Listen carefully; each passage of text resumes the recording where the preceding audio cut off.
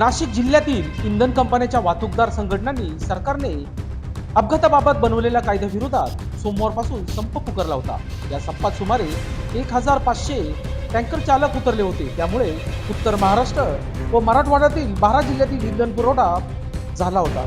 याच पार्श्वभूमीवर आज मनमाडच्या पानेवाडी इंधन प्रकल्पात टँकर चालकासोबत प्रशासनाची बैठक झाली। या बैठकीत तोडगा निघाला असून वाहतूकदारांनी काम करण्यास मान्य केले आहे। त्यामुळे नाशिक जिल्ह्यातील वाहतूकदारांचा संप अखेर मिटला आहे। मनमाडच्या पानेवाडी इंधन प्रकल्पात टँकर चालकासोबत जिल्हाधिकारी जलज शर्मा, पोलीस अधीक्षक शहाजी उमा, प्रकल्प अधिकारी आरटीओ, पोलीस प्रशासन यांच्यात बैठक पार पडली। प्रशासनासोबत झालेल्या 3 बैठका निष्फळ ठरल्या होत्या। मात्र आज जिल्हाधिकाऱ्यांच्या उपस्थित झालेल्या बैठकीत तोडगा निघाला आहे। त्यामुळे आता नाशिक, उत्तर महाराष्ट्र, मराठवाड्यातील 12 जिल्ह्यातील इंधन पुरवठा पूर्ववत होणार असल्याने नागरिकांमध्ये आनंदाचे वातावरण पसरले आहे। सर्व ड्रायव्हर्स आणि ट्रान्सपोर्टर आणि त्यांचे प्रतिनिधी इथे उपस्थित होते।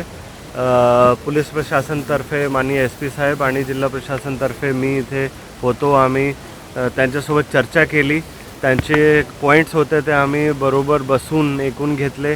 त्याच्यानंतर आम्ही आमच्या जे समज होती, जे आम्हाला जे कळलेलं आहे आता, जे विषय त्यांचे होते ते समजून सांगण्याचा आणि प्रशासनाला किंवा केंद्र शासनाला ते जे त्यांची मागणी आहे किंवा त्यांचे संशय आहे, त्यांचे जे प्रॉब्लेम्स आहे ते कसा मांडले जातील त्याबद्दल त्यांना आश्वासन दिलेलं आहे। ते आता काम करण्यासाठी तयार झालेले आहे। आम्ही त्यांना हेच सांगितलेलं आहे परत की जसा शिस्तपणे आणि त्यांनी आता सहकार्य केलेलं आहे तसाच आता ते कामावर सुद्धा खूप शिस्तपणे जातील आणि काम सुरू करतील। म्हणजे इंधन पुरवठा आज आत्तापासून सुरू झालेला आहे असं म्हणायला काय हरकत? येस, हां, सुरू झालं। आणि त्याच्यासोबत माझी हेच विनंती सर्व लोकांना सुद्धा राहील की आपण आता पॅनिक करू नका। हे म्हणजे जे काल पण खूप मोठी रांगे होती तसा करू नका। आता ते व्यवस्थित होणार आहे।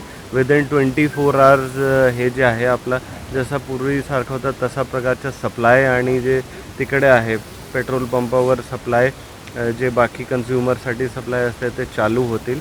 आणि आपण म्हणजे सर्व लोकांनी यामध्ये काही पॅनिकच्या हे करू नये। सर, पण यामध्ये जर आपण बघितलं तर म्हणजे यांच्या नक्की काय मागण्या आहेत? 3 बैठका झाल्या त्यांनी कुठल्या नक्की मागण्या होत्या आणि आपण काय नक्की यामध्ये आश्वासन? नाही, ह्यांची 2 ते 3 मागणी, जे त्यांची 2 ते 3 मागणी होती।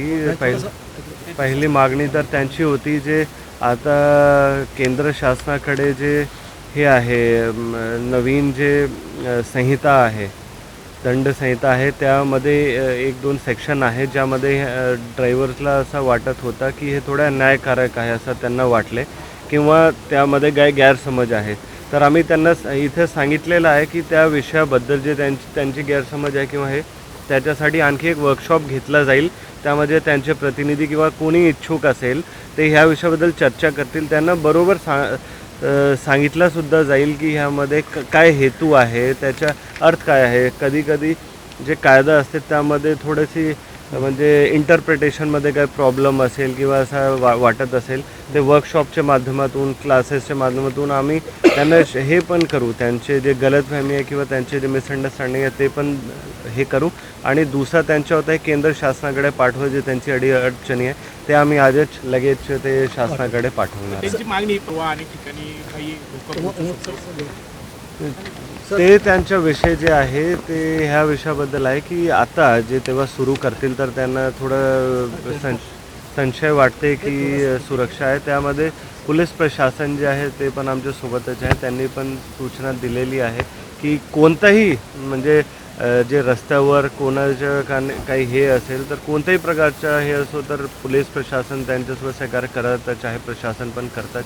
सो आता पण म्हणजे कुठेही काय झालं तर त्याबद्दल तर आम्ही त्यांना सांगितलंच आहे की आणि ह्या विषयाबद्दल SP साहेब पण चांगली सगळे जे ट्रान्सपोर्टर्स आणि चालक आहेत त्यांना ही गोष्ट समजावून सांगण्यात आलेली आहे।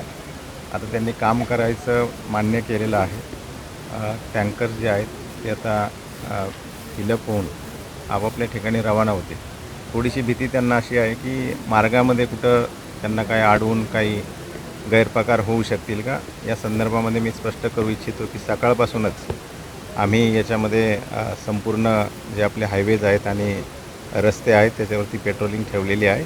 आमच्याकडे असं कुठलंही स्पेसिफिक इनपुट नाही तरी देखील आम्ही याची पूर्णपणे काळजी घेतो आहे आणि कुठलीही जी वाहतूक व्यवस्था आहे त्याला काही अडथळा होणार नाही याच्यासाठी आम्ही दक्षता घेतो. लोकशास्त्र न्यूजसाठी बंटी आढाव, नाशिक.